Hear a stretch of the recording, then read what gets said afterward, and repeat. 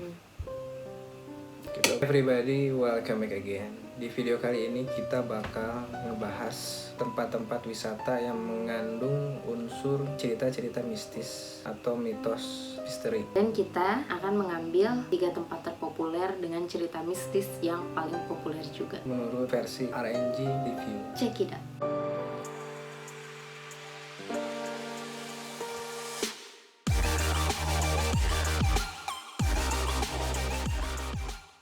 Oke guys, tempat angker pertama yang akan kita bahas kali ini adalah 1000 pintu yang instagenik alias Lawang Sewu. Siapa yang gak kenal dengan Lawang Sewu? Bangunan kuno peninggalan zaman Belanda ini sangat terkenal dengan kisah-kisahnya yang penuh misteri dan berbau mistis. Namun, sedikit sekali yang mengetahui mengenai bagaimana sejarah sebenarnya dari Lawang Sewu dan apa sih latar belakang dari cerita-cerita unik yang menyertai Lawang Sewu sampai saat ini. Jadi Lawang Sewu itu kalau diartikan ke dalam bahasa Indonesia artinya 1000 pintu. Sebutan sewu atau 1000 dalam bahasa Jawa itu penggambaran masyarakat Semarang tentang sebuah bangunan yang padahal sebetulnya dia nggak punya 1000 pintu. Jadi eksaknya itu bangunan ini memiliki 429 buah lubang pintu. Namun Lawang Sewu punya banyak jendela tinggi dan lebar yang membuat jendela tersebut nampak seperti pintu. Nah, Lawang Sewu ini menjadi saksi bisu dari kelamnya penjajahan Belanda Dan Jepang juga.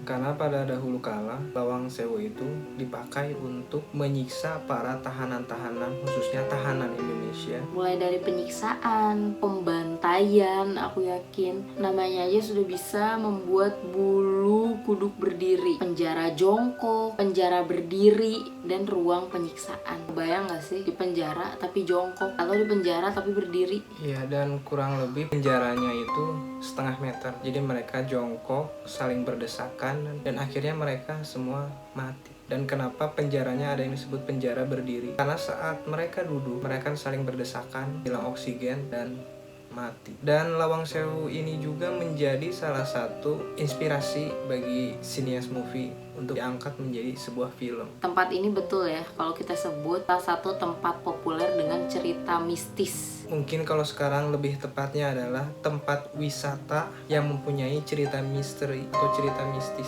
berdasarkan sejarah tentunya.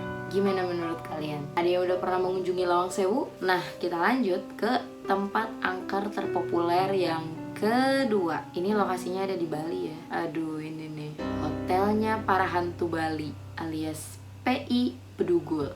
Ya, Hotel Bedugul ini sangat populer banget ya. Sampai-sampai orang luar negeri mempopulerkan tempat misteri ini. Sampai kayak bikin challenge gitu ya dia datang ke sana. Karena memang tempat ini selain luas, punya bangunan yang besar. Kategorinya menurut gue pribadi ini tempatnya tuh mewah banget. Oke guys, jadi kenapa bisa si Hotel Bedugul ini punya suasana mistis gitu ya di tempatnya itu? Karena sampai sekarang itu orang nggak tahu siapa pemilik bangunannya. Iya, karena sampai sekarang pemilik bangunannya masih misteri. Jadi banyak rumor yang beredar bangunan ini tuh milik Tommy Soeharto lah, pengusaha dari Cina lah. Tapi belum ada bukti otentik dan fakta yang menyatakan hotel ini tuh milik seseorang.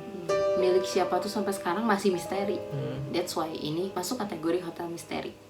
Nah, saking besarnya hotel ini terus jarang berpenghuni ya. Buat kalian yang ada di Bali, rugi kalau nggak datang ke sini. Kita lanjut ke tempat yang ketiga. Nah, tempat yang ketiga ini Palabuhan Ratu Sukabumi. Kamar 308. Nah, aku yakin ya semua orang udah pasti tahu ketika disebutkan kamar 308 ini. Bagi yang belum tahu, kamar 308 ini terletak di hotel. Dulunya itu namanya Samudra Beach Hotel. Sekarang berganti nama, berganti manajemen menjadi Grand Ina Samudra Beach Hotel. Tapi meskipun nama hotelnya sudah berganti, manajemennya sudah berganti, kamar ini tidak ganti ya. Kamar ini tidak ganti. Malahan kamar ini menjadi semakin populer atau mungkin menjadi salah satu daya pikat dari hotel ini. Jadi kamar ini memberikan tarif kepada orang yang ingin berkunjung ke dalam kamar ini, ingin lihat-lihat, sekedar bikin vlog misalkan gitu ya, atau bikin video pribadi, atau bahkan ada juga yang seolah-olah bertapa ya di kamar itu.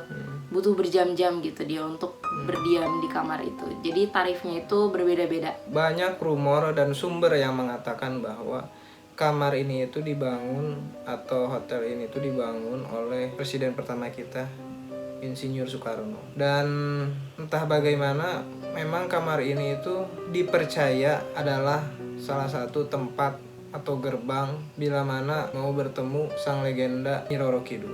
Mitosnya seperti itu.